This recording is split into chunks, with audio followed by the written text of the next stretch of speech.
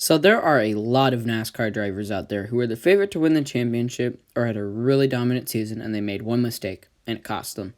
I kind of wanted to revisit these seasons in a new series, Missing Championships.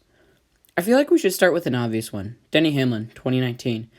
The one mistake he made was at Homestead, the final race of the year. They put too much tape on the grill, making the car overheat, causing them to have to pit again. Let's talk about the season leading up to this point. He kicked off the year at the 500 after the tragic passing of J.D. Gibbs. He won that race, already securing himself a spot in the playoffs. Then he followed up that race with an 11th place finish at Atlanta. He is still leading the point standings by 8 points over Kevin Harvick. At Texas, he collects win number 2 in Week 7 at competition. At this point, he is running very consistent with only one race finishing outside the top 10. After that second win, he is second in the standings, only behind teammate Kyle Busch. Unfortunately, he wrecked out at Talladega, his second race finishing outside the top 10. But what were you to expect at Talladega? Clean racing? They had to choose someone to wreck, and it chose Denny, one of the many drivers wrecked that day. He falls to third in the point standings, 63 points behind first place. At this point in the season, Denny is hitting the low, finishing outside the top 10 for 4 races, snapping that streak at Pocono, getting a 6th place finish. At this point, he has fallen back to 6th in the standings. He got his 3rd win of the season at Pocono in Week 21 of competition. He's now up to 4th in the standings, 102 points behind the points leader, Joey Logano. He follows up that win with a 3rd place finish at Watkins Glen and a 2nd place finish at Michigan.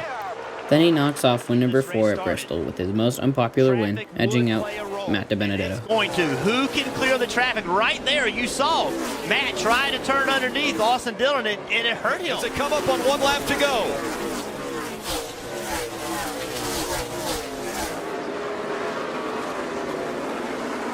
And very tight for Denny Hamlin.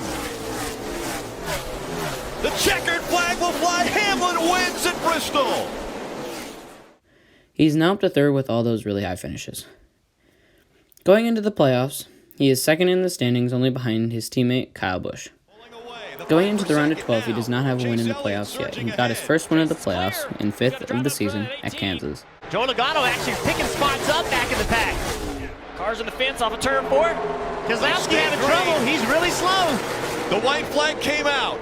Now it's Denny Hamlin trying to hold off the 9 of Chase Elliott. Here comes Kyle Busch as well.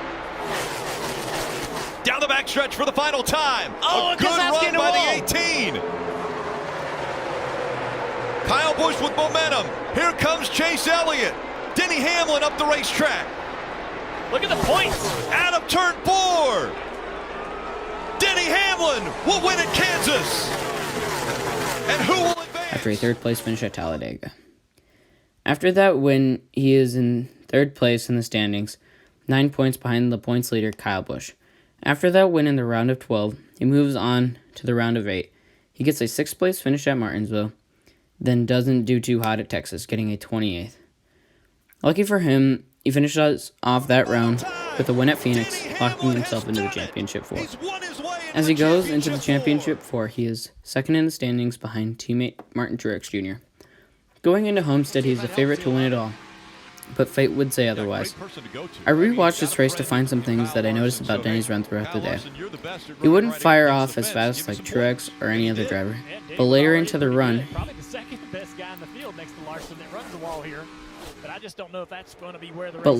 race, he dials into Kyle Larson for some pointers on running the top, because he's a non-championship Ford driver who is driving very good. He started gaining on Truex and then others, picking up a lot of time running the top. But on what it should have been the last pit stop, the crew added some more tape to the grill to add more downforce. He gained even more time with the extra downforce, but he overheated and had to come down pit road, costing him the championship. Now I wonder, if they hadn't added that last bit of tape, would he have won the championship? Let me know in the comments below. Anyways, thanks for watching.